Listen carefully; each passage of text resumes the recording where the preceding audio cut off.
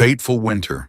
Winter in London always carries a sense of both grandeur and solitude.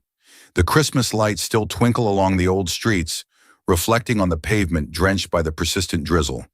People rush past one another, long coats rustling in the cold wind, creating a rhythm of the city's characteristic bustle. At the Whitmore Grand Hotel, Beatrice Bennett had just finished an intense meeting. She returned to her room, intending to spend a quiet afternoon resting, completely unaware that fate had arranged for her an encounter she could never have foreseen. The door swung open. She turned around, startled.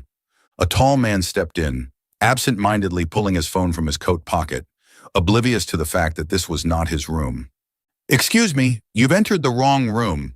Beatrice's voice rang out, filled with suspicion. The man froze. He lifted his gaze, and suddenly the world stood still.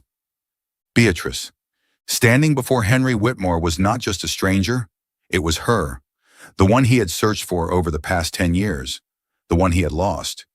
Beatrice went rigid. "Henry?" Her voice cracked. Impossible. The man standing before her, with those deep eyes and familiar features, was the very person she had once loved, and the one who had vanished from her life without a word. The air in the room grew heavy. Their breaths echoed in the tense silence. They stared at each other. Too many questions, too many unspoken words. 10 years. 10 years she had spent trying to forget. 10 years he had spent searching in vain. 10 years they had lost each other. And now they stood face to face, as if fate had finally decided it was time to confront the past. Henry couldn't breathe. His heart pounded so fiercely he felt as if his entire body was trembling. He had imagined this moment hundreds, thousands of times in his head. During lonely nights in New York, staring out of high-rise windows, drowning in regret. During countless business trips through different cities, always hoping that just once, he might glimpse her face among the sea of people. He had walked the old streets of Oxfordshire, where they had played as children, hoping to find some trace of her. He had asked old acquaintances, searched her name online, but found nothing. Beatrice Bennett had completely disappeared from his world, until today. She was here, right in front of him, no longer a shadow from the past, no longer a distant memory. She was real. She was real. Something inside Henry suddenly shattered. He wanted to say something, wanted to ask her why she had disappeared, wanted to tell her he had been searching for her all these years, wanted to know if she had ever thought of him the way he had thought of her, but all he could do was stand there. Beatrice couldn't breathe either. All this time she had believed Henry was a part of her past. She had told herself to forget him. She had thought she would never see him again. But he was here, in the flesh. She didn't know whether to feel happy, sad, or to run away. Because if this was a dream, she wasn't sure she wanted to wake up. They just stood there looking at each other, as if the world around them no longer existed. As if time had rewound itself. As if 10 years of separation had never happened. And then Henry slowly reached out, as if afraid that if he didn't hold on to her this very moment, she would disappear again. "Is it really you?" he whispered, his voice trembling with emotion. Beatrice nodded slightly, her lips quivering. "It's me." And in that moment, Henry knew he would never let her go again. Welcome to Soul Stories, Booker. Life can be overwhelming, but here we share heartfelt tales to bring you peace, joy, and inspiration. Your support, every comment, like, and follow, means the world to us. It motivates us to create more meaningful and uplifting stories just for you. Did our latest story touch your heart? Leave a "I am happy" in the comments if you agree. Subscribe now and be part of a community that spreads love, kindness, and positivity. Let's make every day a little brighter, together. Beatrice tightened her grip on the coffee cup in her hands, as if it were the only thing anchoring her to reality. Henry Whitmore. That name rang in her ears like a distant echo, faint yet painfully clear. Before her was no longer the mischievous boy who used to flash his carefree smile while running barefoot through the vast fields of Oxfordshire. Instead, she faced a grown man, tall, strong, exuding power and authority. Yet his eyes, those same piercing blue eyes, still held the familiar gentleness she had once known so well. Henry, too, was frozen in place. He couldn't look away from her. Beatrice still bore the same delicate features that had lived in his memories. But something was different. Once she had been the girl who laughed easily, her eyes as clear as the summer sky. Now she seemed calmer, more composed. Yet within those eyes there was something that made his breath hitch. A quiet sorrow, a wound that had never healed. Henry was the first to break the silence. "Bea, I never expected to see you here." His voice was hoarse. Beatrice clenched her fingers, willing herself to stay composed. "What are you doing here?" Henry glanced at the door, then down at the keycard in his hand. He blinked, as if just realizing his mistake. "I thought this was my room." Beatrice let out a soft laugh, a laugh devoid of humor. "What a coincidence, isn't it?" They looked at each other, and for a fleeting moment, time seemed to slip backward. More than 10 years ago, they had been two carefree children growing up together amidst the endless green fields of Oxfordshire. Beatrice remembered the summer afternoons when she and Henry would run along the banks of the Thames, leaving behind tiny footprints in the soft earth. When the golden wheat fields swayed in the wind, they would sit beneath the ancient oak tree, reading books Henry had secretly taken from his father's library. "One day I'll run my family's company," Henry had once said as they lay on the grass, watching the clouds drift by. "And what about me?" Beatrice had asked, turning her head to look at her best friend. "You can be anything you want." Henry had smiled, plucking a wildflower and tucking it into her hair. "But whatever it is, I know I'll always be by your side." It was a promise made with the certainty of a child who had never known what it meant to lose someone. Back then, they had believed the world was vast, but nothing could ever separate them. But the world was not as simple as childhood dreams. Everything changed when Henry turned 17. His father had decided to move their entire family to the United States to expand the business. Beatrice couldn't believe it when she heard the news. "You can't leave," she had told Henry on the night before he flew to New York. They stood beneath the old oak tree by the Thames, the place where they had shared so many memories. Beatrice looked at him, her eyes pleading. "I'll come back, I promise." Henry had taken her hand, his fingers warm. Whether to reassure her or himself, he wasn't sure. "I'll write to you, and one day I'll find my way back to you." Beatrice had believed him. She had believed in Henry, in his promise, in their friendship, and in the young love between them. But time moved forward. Beatrice wrote letters. At first, she received a few in return. Then they became fewer and fewer, until eventually there were none. Each time Henry received a letter, he had meant to reply. But business, the pressure from his father, and his new life in America had consumed him. Everything had begun to slip through his fingers. By the time he realized it, Beatrice was no longer where she used to be. And just like that, they had lost each other. Reunion after 10 years. Now Henry stood right in front of her, and Beatrice felt all those memories crashing over her like a tidal wave. She still remembered the feeling of waiting for each letter, the sinking disappointment when she realized there would be no more, the quiet despair when she understood that Henry was never coming back. And yet here he was, standing before her as if time had never passed. "Have you been well?" Henry asked, his gaze filled with emotion. Beatrice took a deep breath, trying to keep her voice steady. "I'm fine. What about you?" But she knew she was lying. Henry let out a soft chuckle. "Not entirely fine, if you want the truth," he admitted. "I tried to find you, but it seems fate didn't want us to meet again too soon." Beatrice didn't respond. She wasn't sure if she could believe those words. Time had changed them.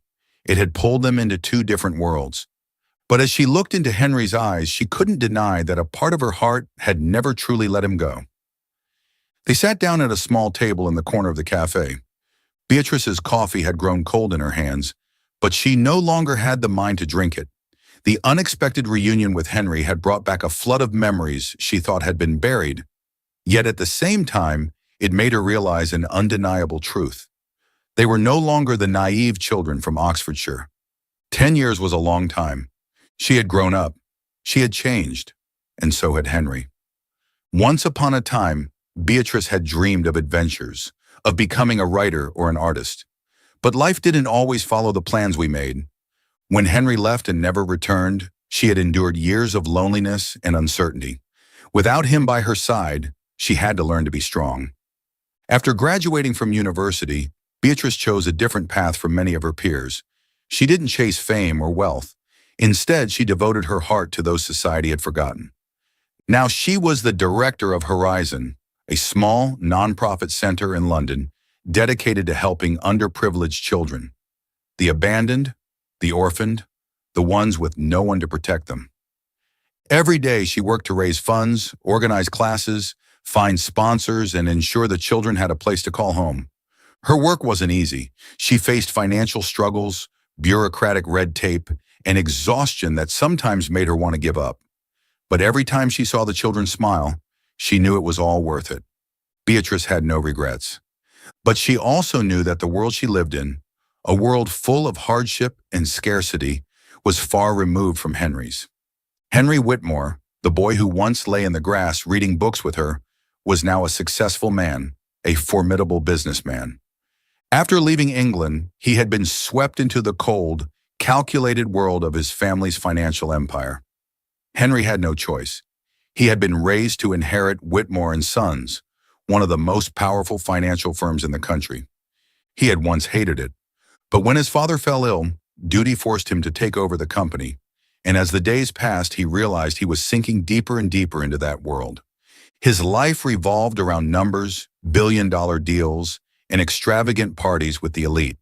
People spoke his name with admiration. Business magazines hailed him as a young phenomenon in the financial industry. But behind all the glamour, he felt empty.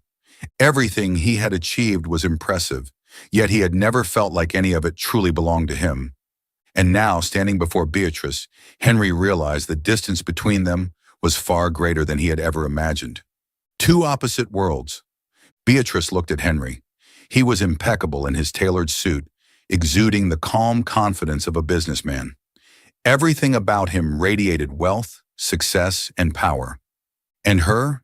She often wore simple clothes, practical for working with the children. Every day she worried about securing enough funding to keep the center running, while Henry could sign a check without a second thought.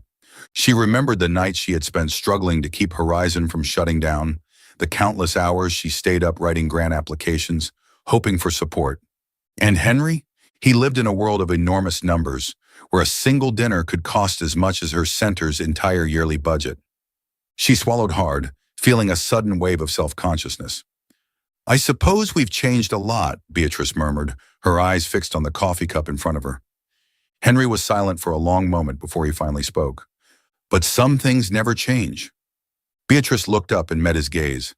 Henry was looking at her the same way he always had, like the boy who once promised never to leave her. Something inside her wavered, but then reality pulled her back. They had changed. They were no longer the carefree children running through the fields of Oxfordshire. They belonged to two different worlds now, and perhaps, once again, they were nothing more than two lines crossing for a brief moment, only to continue in separate directions. Henry Whitmore couldn't sleep that night. After their unexpected reunion at the hotel, Beatrice's image lingered in his mind. He couldn't stop thinking about the way she had looked at him, her gaze a mix of surprise, nostalgia, and a hint of hesitation. She was still as beautiful as he remembered, but she was no longer the shy girl from his past. Beatrice had changed in ways he had never imagined, and that only made him want to know more. The next morning, Henry asked his assistant to find out everything about Beatrice. It didn't take long before he had the details about Horizon, the non-profit organization she ran. By sunrise, he was already on his way there. Horizon was located in an old neighborhood in South London, just a short distance from the towering skyscrapers of the financial district. Yet it felt like an entirely different world. The three-story building had a classic charm, though the exterior paint was peeling in places. In the front yard, a few children were playing, their laughter ringing through the crisp morning air. Henry stepped inside, and the first thing he saw was her. Beatrice was kneeling down, tying the shoelaces of a little boy who looked no older than 6. She leaned in, listening intently as the boy whispered something to her, then let out a soft laugh, ruffling his hair affectionately. Henry stood frozen, watching the scene unfold before him. He had never seen Beatrice like this before. She was no longer the shy girl trailing after him in the fields of Oxfordshire, no longer the girl who used to gaze out the window whenever it rained. Now she was a strong, independent woman, a woman who had found her purpose, and Henry felt his heart stir, not because of old memories, but because of the woman she had become. Beatrice felt a familiar gaze on her. When she looked up, her heart stilled for a moment. Henry, he stood there amidst the children, completely out of place in his expensive suit. She wasn't surprised he had found his way here. Henry had always been persistent when he wanted something, but she hadn't expected him to try to step into her life again. "What are you doing here?" She stood up, crossing her arms over her chest. "I came to see your work." Henry took a step toward her, his eyes never leaving hers. "You don't need to do that. Your world and mine aren't the same." Beatrice's voice was firm, carefully controlled. Henry smiled slightly. "Then show me how they're different." "Henry, you don't need to interfere in my life." She knew she was trying to create distance. She knew that if she let him in, he might make her remember emotions she had worked so hard to bury. Henry looked at her, his blue eyes unwavering. "I'm not here because of the past." He took another step closer, closing the space between them. "I'm here because of you, Beatrice." Her heartbeat quickened, but she couldn't let herself waver. She had once believed in Henry, she had once waited for him, and in the end, she had learned how to live without him. She couldn't let history repeat itself. "Henry, you don't understand. This is my life. It's nothing like the world you know." "Then help me understand." Henry tilted his head slightly, his gaze locking onto hers. "Give me a chance." Beatrice said nothing. She wasn't sure she could stop him, but she knew one thing. If she let him stay, her heart might start to feel something again, and that was what scared her the most. The next morning, Beatrice thought Henry had given up, but she was wrong. For the first time in years, Henry Whitmore decided that no one would tell him what he should or shouldn't do, and this time, he wasn't just coming to Horizon to see Beatrice. He was coming to help. 3 days after their first meeting, Beatrice was outside the center, organizing some paperwork, when she heard the familiar sound of a car engine. She looked up. A sleek black luxury car pulled up in front of the gate, and from inside, Henry stepped out. This time he wasn't wearing his usual tailored suit. Instead, he had on a simple gray sweater, looking noticeably more at ease, yet still carrying the unmistakable aura of a man who belonged to a different world. Beatrice crossed her arms. "What are you here for this time? Another social visit?" Henry smiled, but there was a determined glint in his eyes. "I'm here to work." "Work?" Beatrice raised an eyebrow, half skeptical. "I want to help." His gaze was steady. "Whether you like it or not, I'm here." Beatrice sighed. She didn't want to admit it, but deep down she knew she couldn't stop him. Henry had never been the type to walk away easily. "Fine," she said with a shrug, "but if you want to help, you do it my way." "Then show me how." Henry's voice was sincere. In the days that followed, Henry officially became a part of Horizon. He started with the simplest tasks: sorting paperwork, organizing the food pantry, assisting at fundraising events. At first, the staff at the center were cautious about his presence, but over time, they realized he wasn't just here to make an appearance. Henry wasn't afraid to roll up his sleeves. He didn't hesitate to get his hands dirty. He didn't just listen to the children's stories. He genuinely cared. Beatrice still kept her distance, but she couldn't deny one thing. She was getting used to having him around. Some nights they worked late together, and no matter how much she protested, Henry always insisted on driving her home. At first, Beatrice tried to keep things strictly professional, but slowly she realized she was laughing more when he was around. One time, Henry spilled an entire bucket of water while trying to mop the floor, sending the kids into fits of laughter. "Are you sure you used to run a billion-dollar company?" Beatrice teased, struggling to hold back a smile. "I know how to calculate investment returns, not how to clean floors," Henry admitted, looking helpless. Beatrice couldn't help but laugh. For the first time in a long while, she felt lighthearted. Another time, one of the children grabbed Henry's arm and started doodling all over his expensive sweater with colorful markers. Henry glanced down at the mess, then simply chuckled. Well, now you look like an art investor, Beatrice joked. Who knows? This might be worth millions someday, Henry said with a wink. Beatrice laughed, genuinely, freely. And in that moment, she realized something. Henry wasn't just a memory from her past. He was becoming a part of her present. Fate had separated them once. Would it do so again? That night, after all the work was done and the children were asleep, Beatrice and Henry walked through the quiet streets of London. The wind was sharp and cold, but she didn't feel it. Her heart was pounding too fast. Henry slowed his steps, then stopped entirely. "We need to talk," he said, his voice hoarse, as if he had been holding back for too long. Beatrice took a deep breath, her gaze falling to the cobblestone pavement. "Henry, the past is behind us." "But I'm still living in it," he interrupted, his blue eyes burning with resolve. Beatrice shut her eyes, gripping her scarf tightly as if trying to steady herself. "Do you think I haven't lived in that past too?" Her voice wavered. "Do you think I forgot? Do you know how many letters I wrote to you over the years?" Henry froze. Beatrice let out a quiet, hollow laugh, one that carried no joy. "I wrote so many letters, Henry, but I never sent them." He stared at her, as if trying to decipher every word she said. "Why?" His voice was raw, almost desperate. Beatrice lifted her gaze, and for the first time, she let him see the pain she had buried for so long. "Because I was afraid." "Afraid of what?"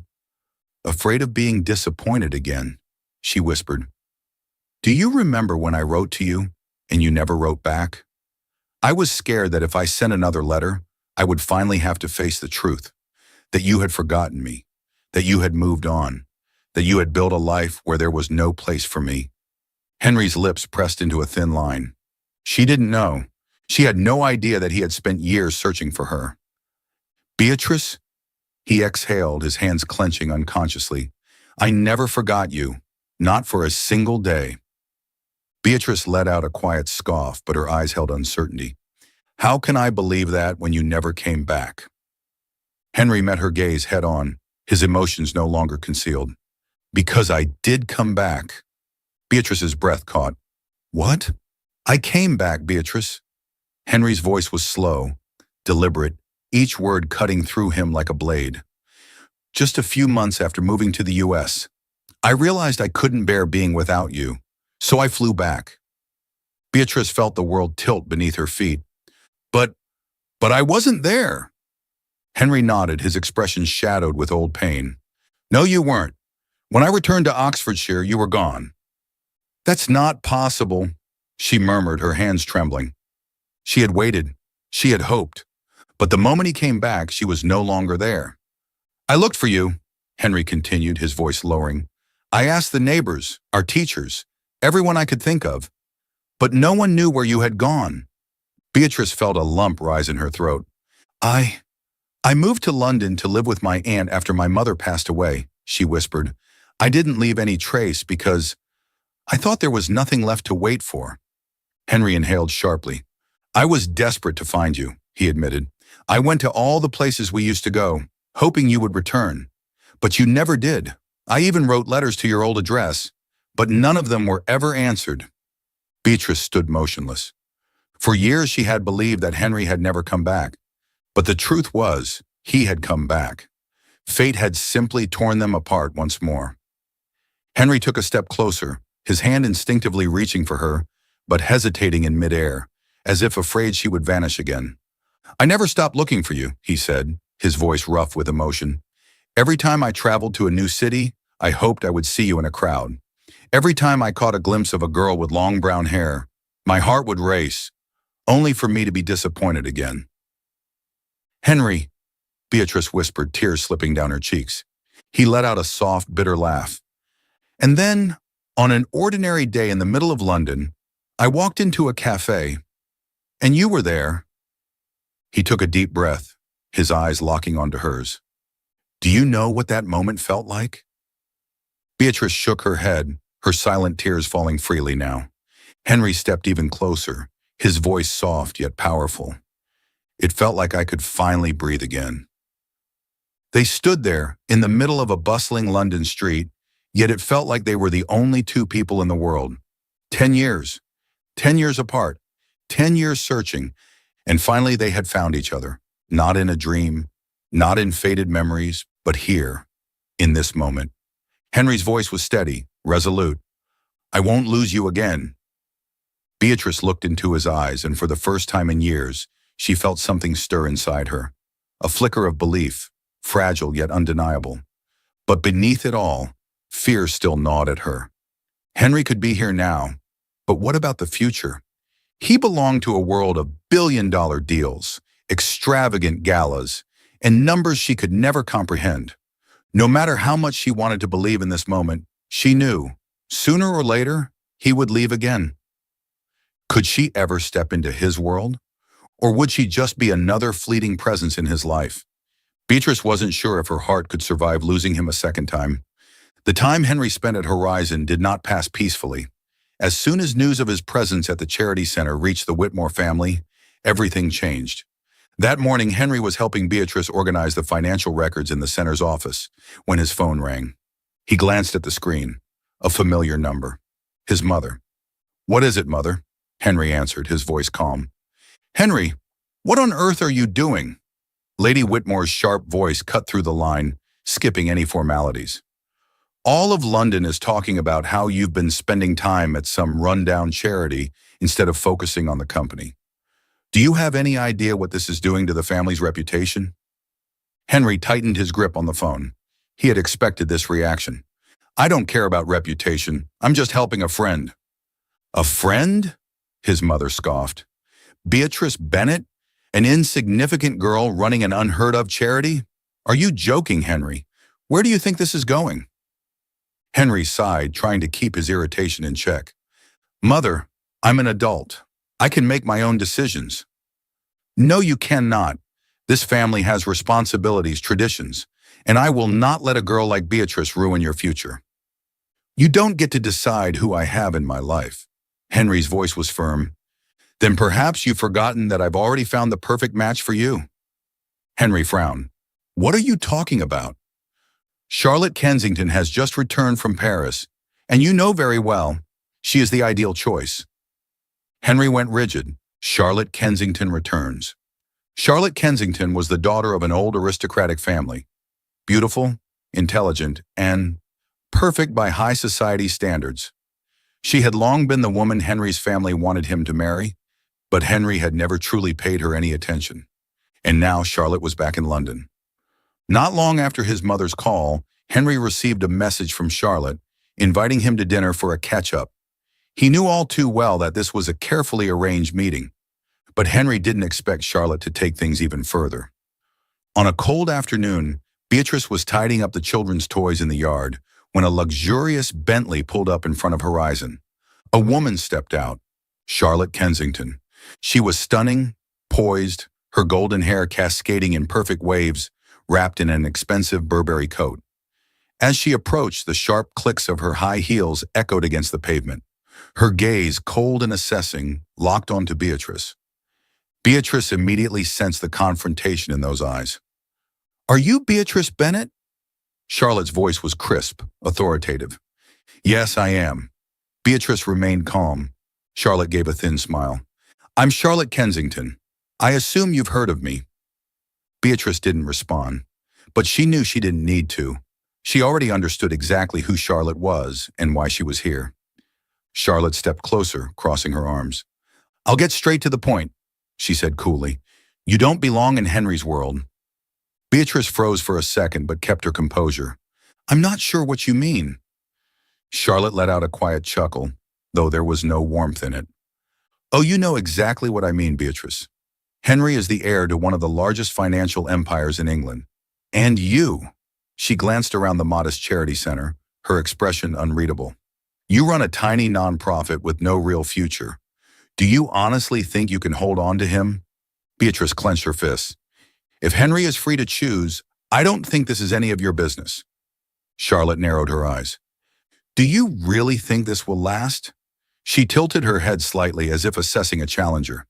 "You are nothing more than a fleeting distraction. Henry will not throw everything away for you." Beatrice's chest tightened at those words. "Then you don't know Henry as well as you think you do," she replied. though her voice had lost some of its initial strength. Charlotte caught the hesitation. She smirked, a knowing, almost victorious smile. "Do you really believe you're special, Beatrice?" Her voice was almost taunting. "Do you think Henry will choose you over his family, his reputation, and his entire future?" Beatrice said nothing, because in that moment, doubt began to creep into her heart. Did she really belong in Henry's world? Was she truly important enough for him to sacrifice everything? She had been left behind once before. Could she risk it happening again? Charlotte seemed to recognize the flicker of uncertainty in her eyes. Satisfied, she gave a polite, graceful nod before turning away, leaving Beatrice standing there, alone with the flood of questions and fears now unraveling in her heart. That night, Beatrice sat alone in her office, staring out the window. Outside, London remained as lively as ever, but in her heart the world seemed to slow down. She replayed every moment with Henry, his persistence, his smile, the way he looked at her with such undeniable sincerity. But then Charlotte's words echoed in her mind. "You don't belong in Henry's world." Beatrice clenched her hands. Should she leave? Should she end this before it was too late? She didn't know, but for the first time since reuniting with Henry, she was afraid. The growing distance. Beatrice sat in her small office at Horizon, her gaze silently drifting out the window.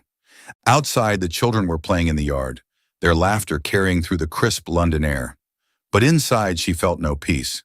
She couldn't shake the memory of her encounter with Charlotte Kensington. Charlotte hadn't needed to say much. No threats, no insults. She had simply appeared, elegant, refined, so impeccably perfect that Beatrice suddenly felt like an outsider. She had once believed she could fight against prejudice, that she could trust in what she and Henry had. But after seeing Charlotte next to him, she realized something. They belonged to the same world and she did not. Henry might not care about those boundaries, but was love strong enough for him to truly give up everything for her? And if she kept holding on, was she only leading him down a path with no future? The thought weighed heavily on her. In the days that followed, she began to pull away. When Henry came to the center, she found ways to stay busier than usual, spending more time with the staff, going on field visits, organizing events, anything to avoid facing him. She didn't want to meet his gaze, filled with honesty and conviction, because she knew if she let herself look too long, she wouldn't be able to keep pushing him away. "Beatrice, Henry's here to see you," one of the staff members, Lydia, said softly when she saw him standing outside. Beatrice tightened her grip on the stack of documents in her hands. "Tell him I'm busy, but he said he just wants to see you for a moment." "I'm very busy, Lydia." Her voice was sharper than necessary, making the younger woman pause before nodding hesitantly. Beatrice remained still, listening to Lydia's footsteps as she walked away. She closed her eyes and took a deep breath. "I'm sorry, Henry." She knew he wouldn't give up easily, but she couldn't let herself fall deeper into something that might only end in heartbreak. At first, Henry didn't think much of her distance. He assumed Beatrice was simply overwhelmed with work, that she needed more time. But then, when his calls went unanswered, when his messages received only brief responses, he knew something had changed. Late one night, sitting in his apartment, Henry dialed her number again. Once, twice, 3 times. She didn't pick up. He leaned back in his chair, gripping his phone tightly. Beatrice had never been one to stay silent like this. She was avoiding him, and that realization clenched painfully around his heart. Henry wasn't a fool. He had noticed her avoiding him, seen how she always found an excuse to stay busy whenever he visited the center. She was trying to push him away. But why? Was it because of Charlotte? Because of his family? Or because she didn't believe in them? Henry had never been one to give up easily. He had searched for Beatrice for 10 years.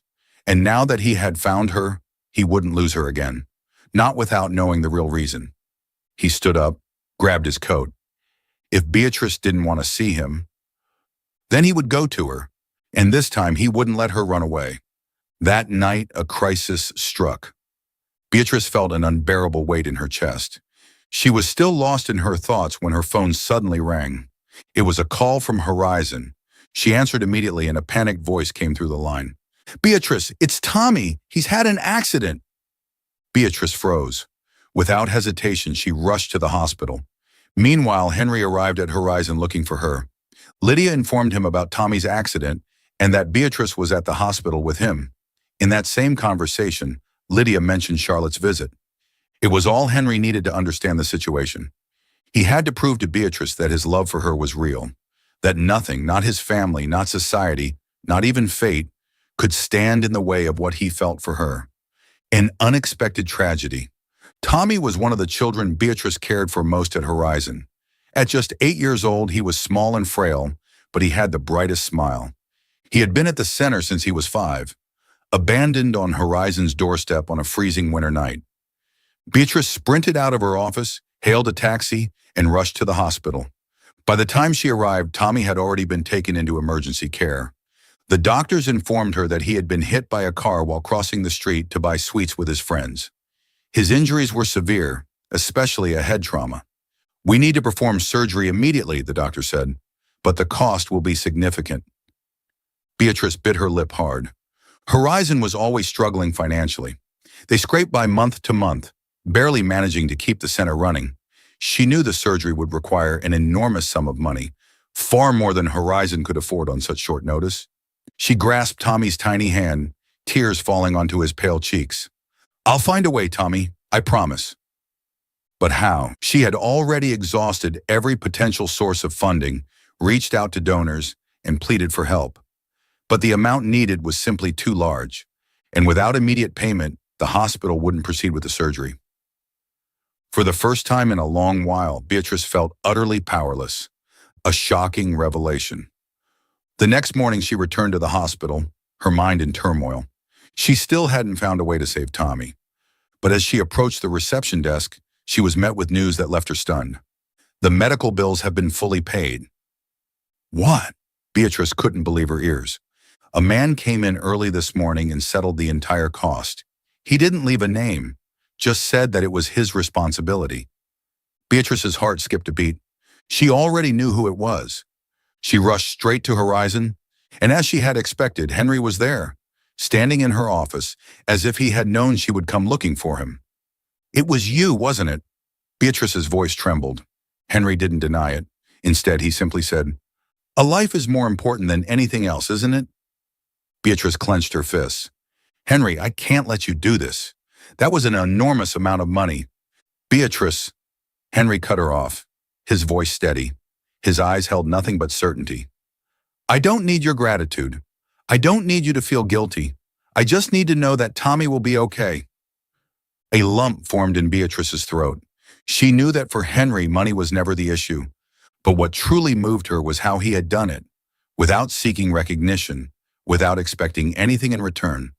Simply because he cared. Henry thought that this time he could choose his own path.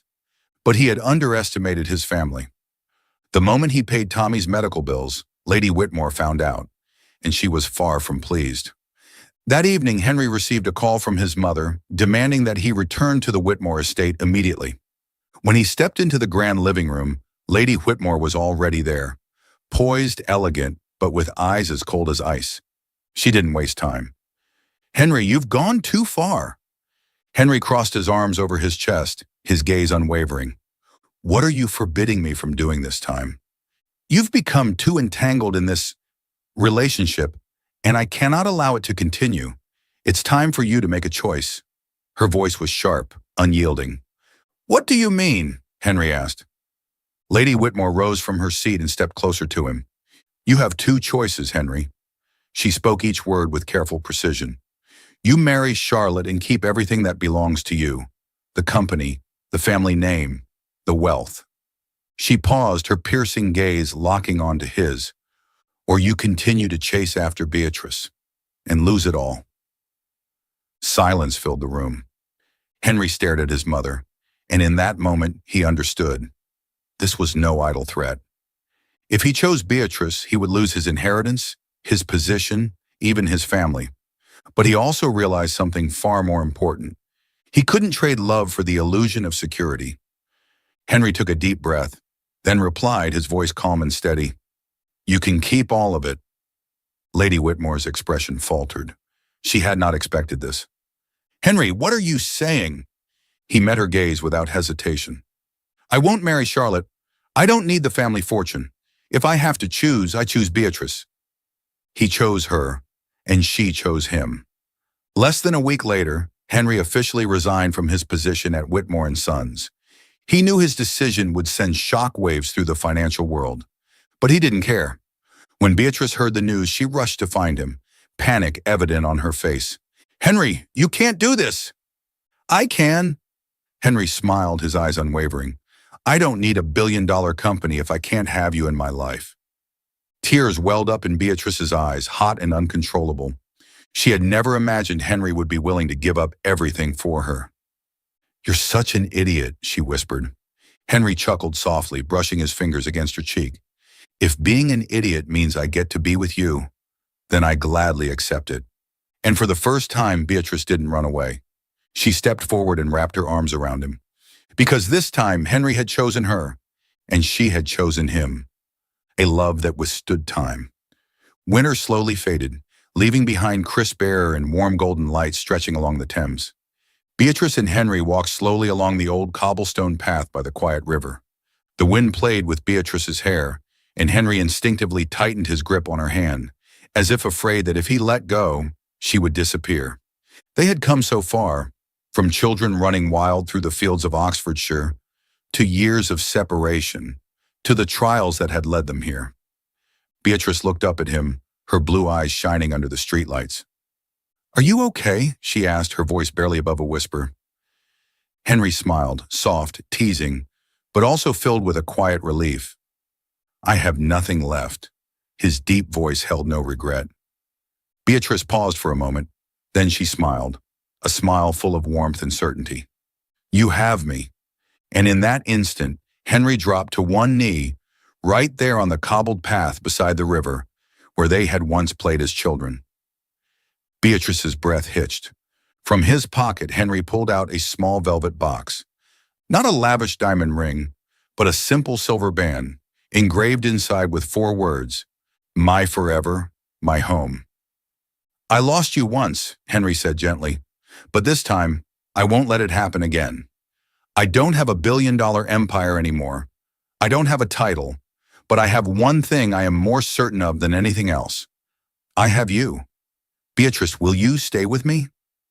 Not because of who I used to be, but because of who I am, the man who loves you." Beatrice couldn't stop the tears.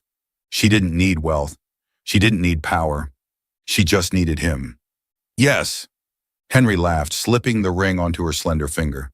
She was no longer the girl afraid of distance. Now she was ready to stay, forever, a wedding full of love. They had a small, intimate wedding, nothing extravagant, nothing ostentatious. Horizon became their wedding venue, not in a grand ballroom, but right in the center's little garden, where children ran around holding flowers in their tiny hands. Beatrice wore a simple yet elegant white dress, while Henry opted for a relaxed suit. They exchanged vows beneath the soft glow of string lights, surrounded by laughter and the genuine joy of those who truly loved them. And when they shared their first kiss as husband and wife, Horizon erupted with cheers and applause. The children tugged at Beatrice and Henry's hands, dancing around them, a pure and innocent blessing unlike any other. Henry leaned down and whispered into Beatrice's ear, "Today, I didn't just marry you. I married Horizon too." Beatrice laughed, wrapping her arms around his neck.